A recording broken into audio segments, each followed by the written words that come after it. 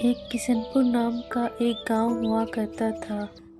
उस गांव में रमेश नाम का एक गरीब आदमी अपनी पत्नी सीमा अपने बेटे राजू के साथ रहता था। रमेश, आज राशन बहुत कम बचा है। लगता है कुछ दिन और ऐसे ही चला तो हमें भूखे सोना पड़ेगा।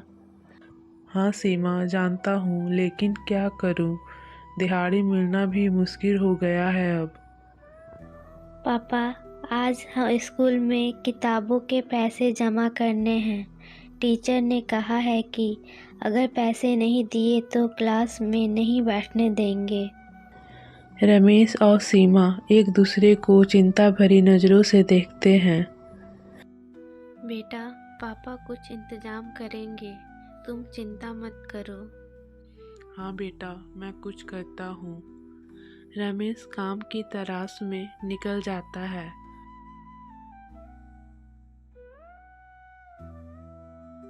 रास्ते में उसकी मुलाकात शंकर से होती है। अरे रमेश भाई, कैसे हो? बहुत थके थके लग रहे हो। बस भाई, काम की तलाश में निकला हूँ। घर की हालत बहुत ख़राब हो गई है। घर में एक राशन नहीं है। अच्छा सुनो, सावित्री देवी के बंगले में एक काम की जगह खाली है।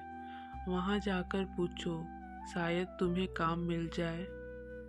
सही कह रहे हो भाई, मैं अभी जाकर पूछता हूँ। काश काम मिल जाए मुझे। सावित्री देवी गांव के जमींदार की बीवी थी। रमेश सावित्री देवी का बड़ा बंगला देखकर आश्चर्य में पड़ जाता है। कौन है? जी, मैं रमेश हूँ। सुना है कि आपके यहाँ कोई काम खाली है। हाँ, बगीचे की देखभाल के लिए आदमी चाहिए। तुम काम कर सकोगे? मैं बहुत मेहनती हूँ, मैं इच्छे अच्छे से कर सकता हूँ। ठीक है, सुबह 8 बजे से शाम 5 बजे तक काम करना होगा। महीने के 3,000 रुपये मिलेंगे तुमको। रमेश मन ही मन सोचता है, 3,000 से घर का खर्चा पूरा नहीं होगा, लेकिन शुरुआत तो हो ही सकती है। और अभी दूसरा काम भी मेरे पास नहीं है।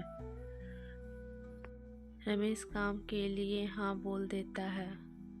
जी धन्यवाद मालकिन, मैं कल से काम पर आ जाऊंगा। रमेश घर लौटता है और सीमा को ये खुशखबरी सुनाता है।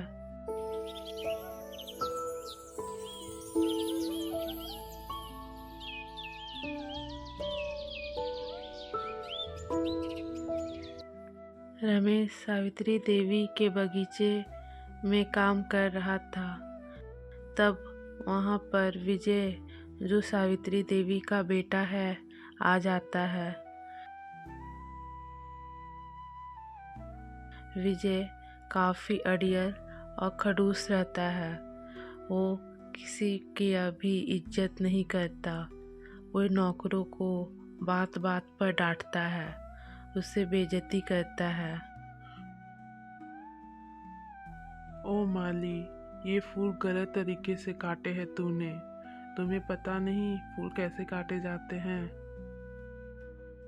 साहब, मैंने बहुत ध्यान से काम किया है और मैंने तो ठीक तरह से ही काम कर रहा हूँ।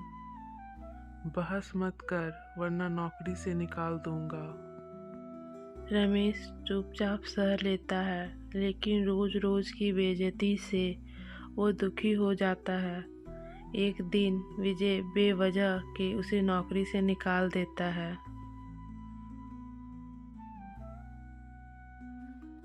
रमेश मोहल्ले की गली में निराश होकर बैठा था। तभी वहाँ बब्बन आता है।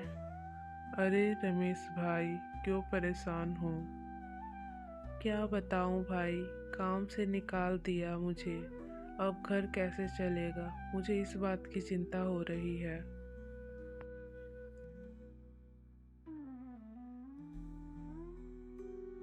चिंता मत कर, मेरे साथ था, हमारे धंधे में पैसा ही पैसा है। कैसा धंधा? हमारे धंधा छोटा मोटा माल को इधर से उधर करना होता है। कोई खतरा नहीं है, बस नोट ही नोट मिलेंगे। रमेश को एहसास होता है कि ये गलत काम है। रमेश सोच में पड़ जाता है कि क्या करे, ये काम करूं या ना करूं। तभी उसे सीमा और राजू का ख्याल आता है। नहीं बब्बन, मैं ये गलत काम नहीं करूँगा। तुम्हारा काम मैं नहीं करूँगा।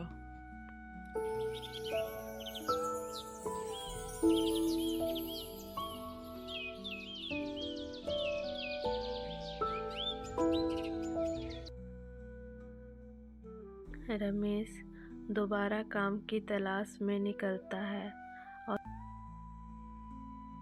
शंकर की मदद से एक फैक्ट्री में काम मिल जाता है रमेश को। वो ईमानदारी से काम करता है और धीरे धीरे उसकी स्थिति सुधरने लगती है। एक दिन फैक्ट्री के मालिक उसकी मेहनत से खुश होकर उसे अस्थायी नौकरी दे देते हैं। रमेश, तुमने बहुत अच्छा काम किया है। अब से तुम्हें हर महीने 10,000 रुपये मिलेंगे तुम्हारे काम का। ये सुन के रमेश बहुत खुश होता है। वे घर जाकर अपनी पत्नी सीमा को बताता है। अब रमेश का जीवन सुधरने लगता है। वो अपने बेटे की पढ़ाई का खर्च उठा पाता है। कुछ साल बीतने के बाद राजू एक बड़ा अफसर बन जाता है।